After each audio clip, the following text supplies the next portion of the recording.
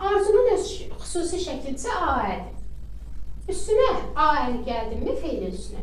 Üstünə şəxs şəkilçilərin gələcək, bərabər olacaq arzuya. Bir də arzunu tapanda saçsaz, arzu ədatları ilə işlənir.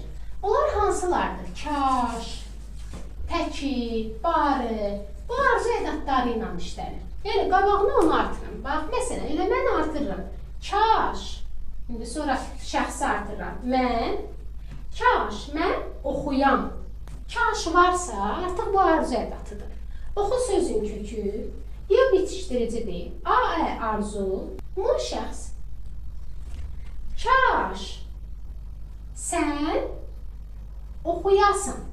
Kaş varmı? Qutardı getdi, bu arzudur. Oxu sözün kökü, ya bitişdirici, AE arzu şəkli, sən şəxs. Kaş o oxuya, üçüncü şəxsdə. Bu sadədir, düzəltməyə yazaq. Məsələn, kaş o işləyə.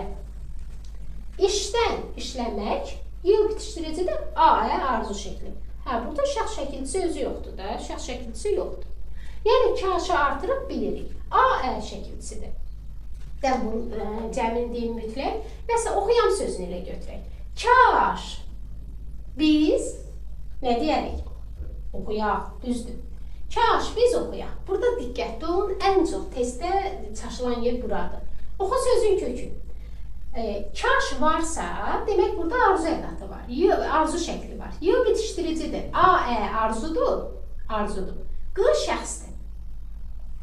Arzu şəklində inkarı mamə ilə düzəlir. Məsələn, kaş o işləyə, inkarı kaş o işləməyə.